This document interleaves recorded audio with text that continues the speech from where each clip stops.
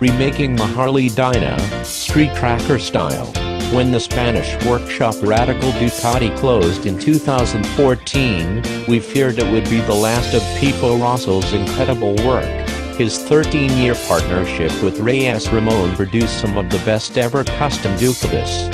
Thankfully, after a 12-month hiatus, the Frenchman has resurfaced to launch a new workshop, Extreme Pipo. He's still based in Madrid, but has a more relaxed approach to business. In an effort to break away from his past, Pipo has begun working on different platforms, and he's proved that his ability stretches well beyond the confines of Ducati. His Triumph Speed Triple was the starting point, but if that unexpected maneuver didn't stir up some old Radical fans, his latest work surely will. Gabrielle is Pipo's first ever Harley-Davidson build, and it's a complete departure from his Radical Ducati style. "I want to build bikes using all kinds of engines and brands," Pipo tells us.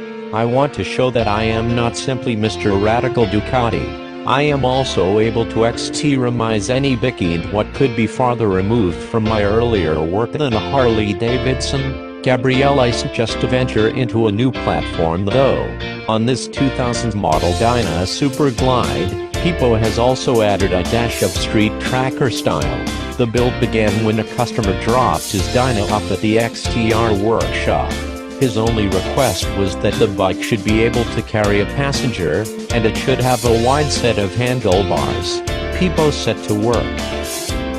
"I wanted to make a European-style bike with a similar look to a Vincent. I didn't want to make a typical Harley-Davidson. I am also very fond of bobbers and dirt track bikes like the XR750, so they influenced this build as well.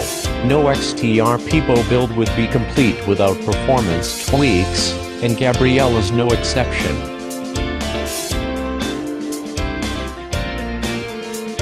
The engine and braking have been optimized, and it's as light as possible for easy riding on mountain roads. To upgrade the Dyna's front end, Pipo has installed a set of Suzuki GSXR forks and yokes.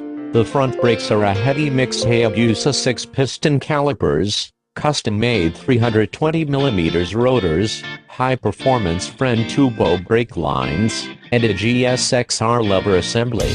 The retuned car breathes freely through a custom-made mesh filter. It spits out an unashamed V-twin rumble through custom-made 2-into-1 exhaust headers and a muffler with a removable neighbor-friendly dB killer. And to ensure all that power can be accessed with a flick of the wrist, there's a Herley quick open throttle.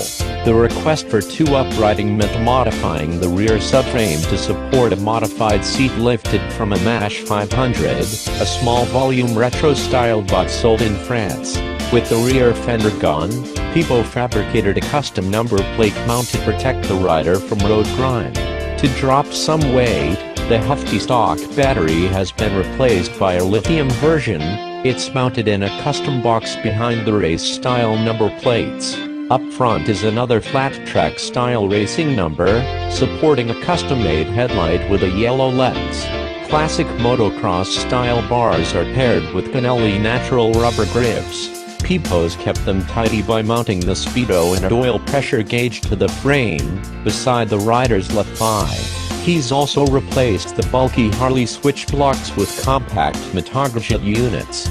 To enhance the racing aesthetic, the bulky Dyna fuel tank was next to go. In its place, Pipo has put a modified Yamaha SR500 tank with a widened tunnel to sit over the boxy backbone.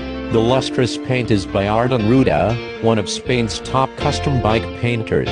The final tweak and a useful weight improvement comes from swapping the Super Glide's cast wheels for spoked rims. They're now wearing Pirelli's MT66 Route 66 rubber. Happy with the result, Pipo is now looking at the Harley platform differently, and we could be seeing more Harleys from his new venture.